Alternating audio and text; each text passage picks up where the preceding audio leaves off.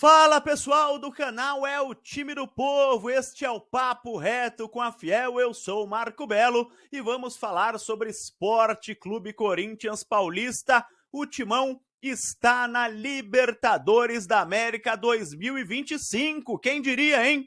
Um time que estava brigando primeiro contra o rebaixamento, depois pela Sul-Americana. Muita gente achava que nem na Sul-Americana o Corinthians chegaria. Aí o Corinthians chega com uma rodada de antecedência, com a derrota do Cruzeiro ontem para o Palmeiras, a Libertadores da América de 2025.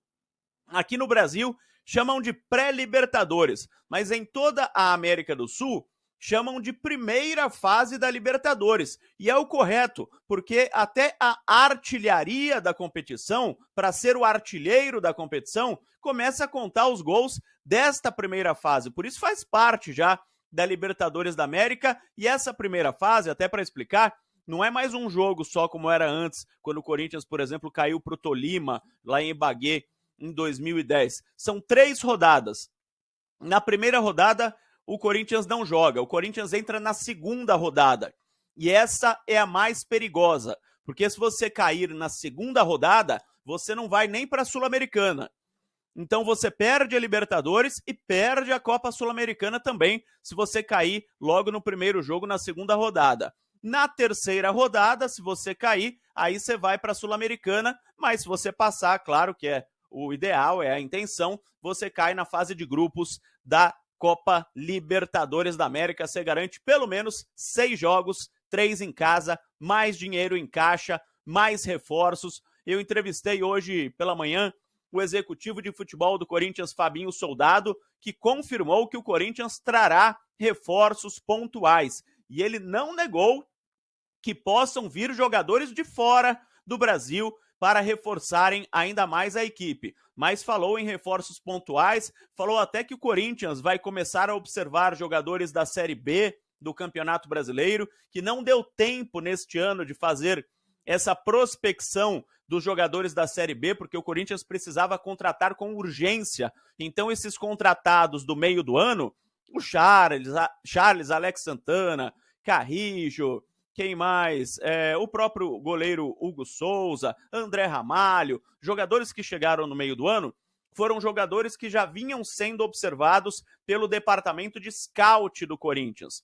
E o Corinthians contratou para melhorar a equipe, deu certo, com a chegada ainda do Memphis Depay, né, que foi a cereja do bolo, a melhora do Yuri Alberto, o Corinthians engatando 8 vitórias consecutivas e conseguindo a classificação à Libertadores da América. Mas no ano que vem, onde haverá um pouquinho mais de calma para trabalhar, além dessas contratações pontuais de jogadores, um goleiro experiente para ser reserva do Hugo Souza, um lateral esquerdo, um meia esquerda e um atacante para ser reserva do Yuri Alberto. Além dessas 4 posições, o Corinthians pode sim trazer uma estrela europeia para fazer companhia ao Memphis Depay e para ser mais um jogador midiático aí para a empresa patrocinadora do Corinthians, e pode trazer também jogadores da Série B do Campeonato Brasileiro. O Fabinho Soldado falou que podem chegar, inclusive, jogadores jovens de 17, 18 anos de idade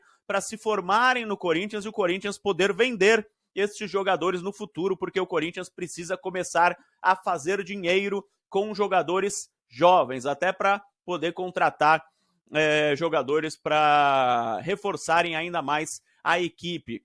Hoje, mais um dia de folga, hein? Hoje haveria trabalho, mas como o Corinthians conseguiu a classificação para a Libertadores, o técnico Ramon Dias resolveu estender a folga. Jogadores folgaram ontem, voltariam a trabalhar hoje, mas hoje houve mais um dia de folga. Eles trabalham apenas amanhã, na sexta-feira, para a partida de domingo contra o Grêmio lá na cidade de Porto Alegre. E é um jogo que não vale basicamente nada, né? Nem para o Corinthians, nem para o Grêmio. Vale, claro, dinheiro, porque entre a 8ª colocação do campeonato e a 7ª colocação, há por volta de 2 milhões de reais de diferença na premiação. É muita grana. Mas eu digo por classificação no campeonato ou por classificação a alguma competição, aí não vale nada o jogo contra o Grêmio e também não vale nada para o Grêmio, né? Que já se livrou do rebaixamento, já não luta por mais nada no Campeonato Brasileiro. Até por isso, o técnico Ramon Dias pode colocar em campo um time misto, um mistão. Ele pode adiantar as férias de alguns jogadores e colocar atletas que não estão sendo utilizados, como, por exemplo, Igor Coronado, Pedro Henrique, Pedro Raul, quem mais? O Alex Santana, Charles, jogadores que estão no banco de reservas que não estão sendo tão... Thales Magno, que não estão sendo tão... O Romero, tô lembrando cada vez mais. Jogadores que não estão sendo tão utilizados, não estão no time titular, podem entrar em campo contra o Grêmio domingo às 16h, lá em Porto Alegre. Um jogador quer jogar de todo jeito, que é o Yuri Alberto. O Yuri quer jogar porque ele tem 30 gols no ano.